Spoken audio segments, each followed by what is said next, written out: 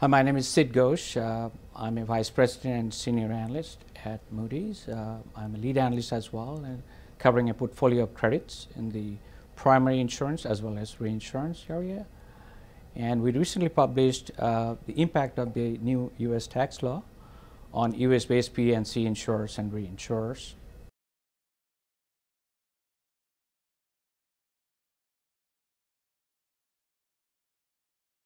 We believe it's credit positive on a net basis. A 14-point drop in the corporate tax rate is pretty significant. So we believe a lot of these companies would be benefiting tremendously in terms of their after-tax earnings. But then we have to assume certainly, it's a normal business conditions and a stable economy going forward. Having said that, I think the largest beneficiaries would be the ones where they have been paying effective tax rates much higher than 21%.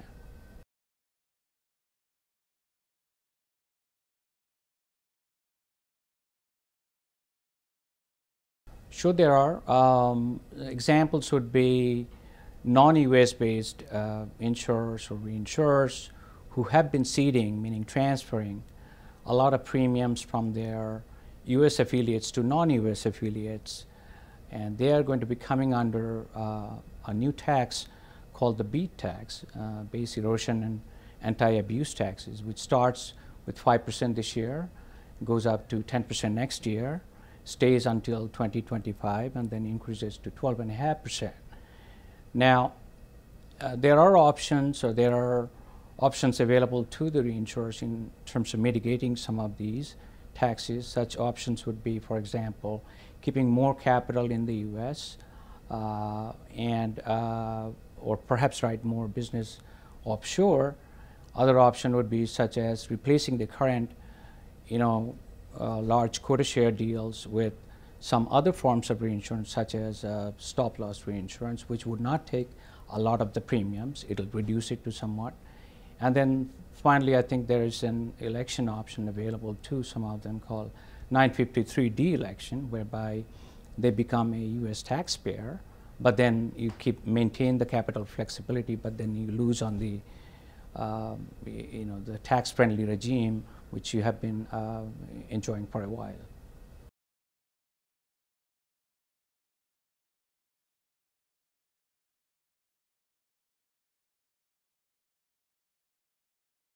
There are two areas, loss reserve discounting.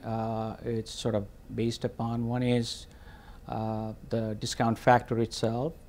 That's changing, as well as the payout pattern, which is the other factor that's changing as well.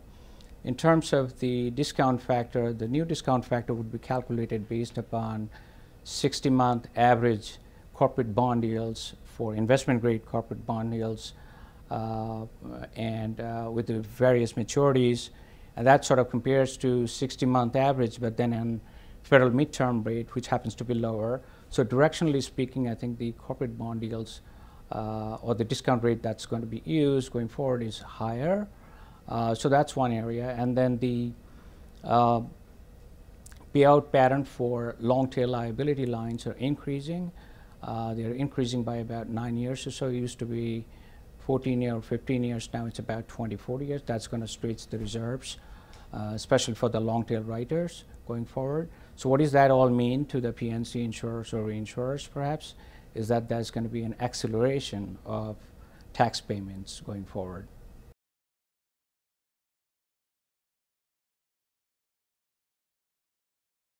Not in a material way. There could be some tweaking here and there, but then I think one area we're kind of looking at is the municipal bond area, tax-exempt muni bonds.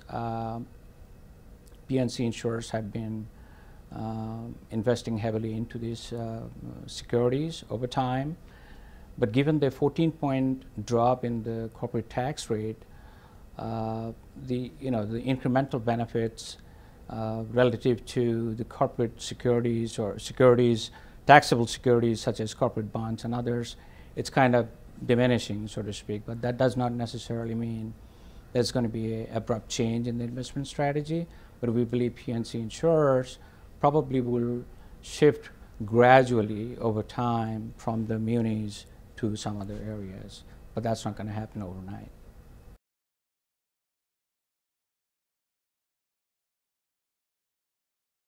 Not on an overall basis. P&C pricing is generally complex. It depends on various other factors besides taxes, and these factors would be things such as competition, the loss cost trends, and expenses, availability of reinsurance, for example, and the capital requirements. So these are a lot of the other areas which makes the pricing a lot more relevant for certain product lines. That being said, I think there are personal lines such as homeowners and personal auto.